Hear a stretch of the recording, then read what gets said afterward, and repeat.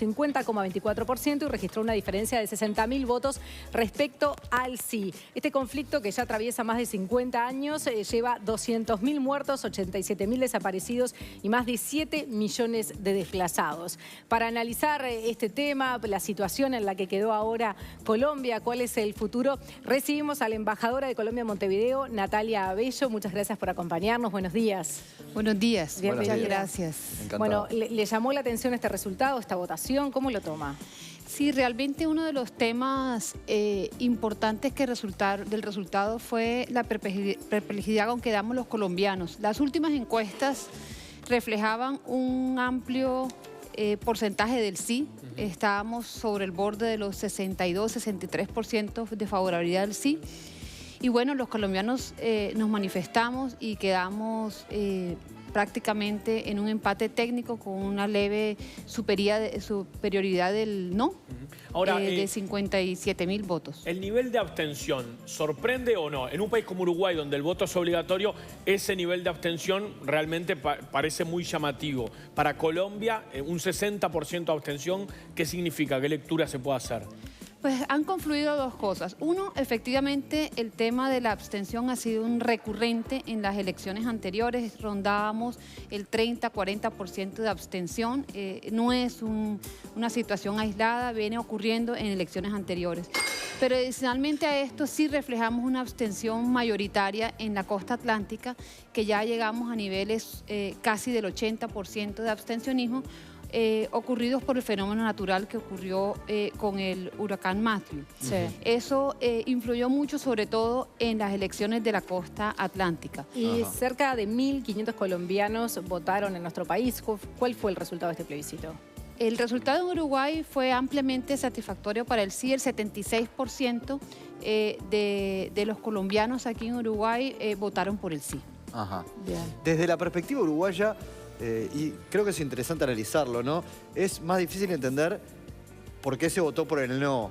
Sin embargo, hay una variedad, digamos, de argumentos allí que va desde el que no quiere saber de nada con un acuerdo con la FARC al que en realidad quiere otro acuerdo. Sí quiere paz, pero un acuerdo distinto a este. ¿Se podrá avanzar en ese camino?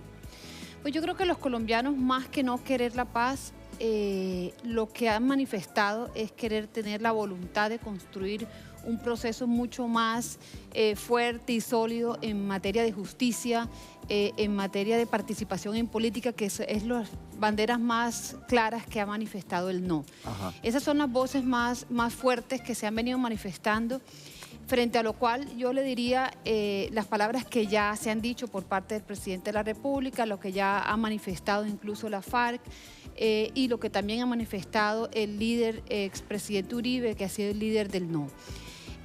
Frente a esto, ¿qué camino le queda a Colombia? A Colombia le queda el camino del consenso. Los colombianos queremos la paz. Colombia no quiere seguir en guerra. Y para eso se requiere tener un gran liderazgo político de todos los partidos incluyentes, de manera que seamos capaces de pasar esta página y que este sea un paso más allá hacia buscar la paz. El presidente mantiene intactas sus facultades. La Corte Constitucional, cuando declaró la exequibilidad de la ley estatutaria aprobó el plebiscito, fue muy clara en indicar, uno, que los resultados eran vinculantes para el presidente de la República, no obstante que haberse sometido a un plebiscito fue algo voluntariamente, acertado incluso, porque fíjense, los resultados no hubiera sido sostenible.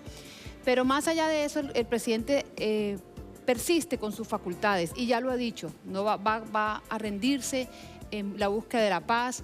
Desde el día de hoy inmediatamente allá va una convocatoria nacional a todos los partidos para escuchar tanto el sí como el no. Ahora, todos aquellos que han dicho que no, buscar entre todos cuál será esa salida. Embajadora, viendo los resultados, ¿no? Después de saber este triunfo del no a este acuerdo, ¿no había demasiadas concesiones a una guerrilla que está muy menguada y que ya no tiene el poderío militar que tuvo en el pasado?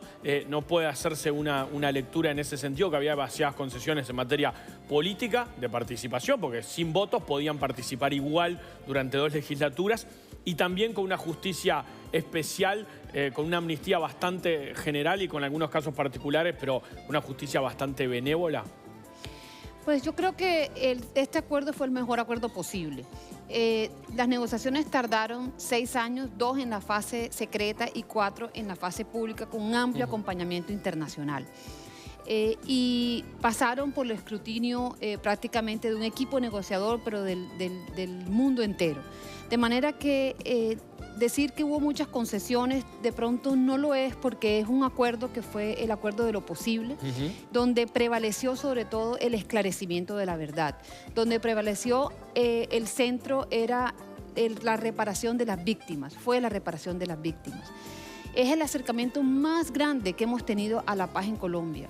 No son solamente 52 años desde la creación de esta guerrilla, son más de 70 años, desde antes, cuando teníamos nosotros la alternación en el poder entre los partidos liberal y el partido conservador, donde veníamos en una época violenta en Colombia.